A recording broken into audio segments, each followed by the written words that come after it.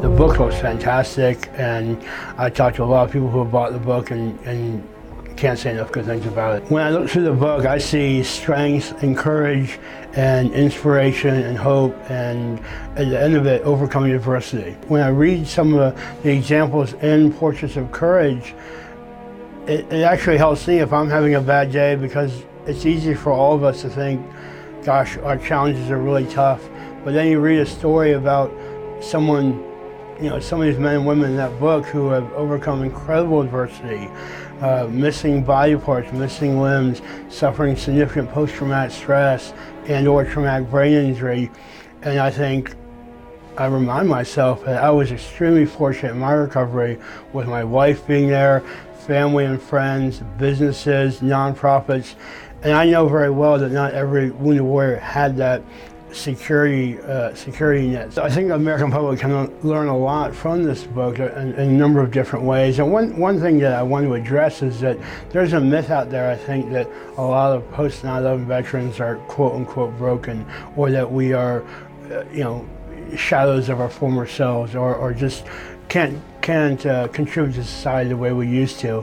And I think, first of all, I think that's completely false. Some of us are facing significant challenges, but the vast majority of us are doing quite well. I went to counseling for 1.5 years for post-traumatic stress. I'm very open about that because I want others to do the same thing.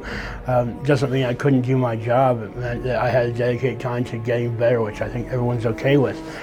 And so I hope that through this book, again, because it is an inspirational book at its core, it's highlighting those who have been injured. President Bush would never want someone to read that book and feel sorry for us. He would want them to read the book and say, wow, look what these amazing people are able to do despite what happens to them, and how they are putting those problems behind them and pushing forward. And so I hope when people think about post 9/11 veterans, they're not thinking, these are men and women who all have post-traumatic stress, and that is a bad thing, which it's not, because it's a normal reaction to a traumatic incident.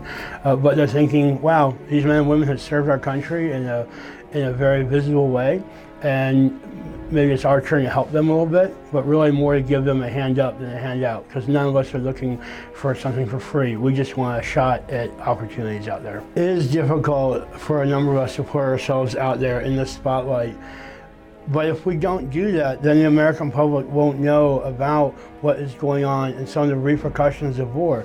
And that's the thing, President Bush is the one who chose to send us to war, and here he is now celebrating us on the back end. And I don't think he necessarily feels guilty. I think he recognizes what we've done and celebrates that. Americans across the country want to help us. We know that. But they often don't know where we are, who we are, or what they can do for us. And so I think the more comfortable veterans get identifying the issues they're facing and that our community is facing, the better it is for all of us, for those who want to help and our community as a whole. So I hope people look at this book, look at the folks in there and say, well, they had a strong community around them. They weren't afraid to ask for help when they needed it. And over time, with a plan, they were able to push through that challenge. And I think that's a universal issue that we could all learn from. It's just another example of never stop serving, because that's what we do every day, and that's what makes MOA so important.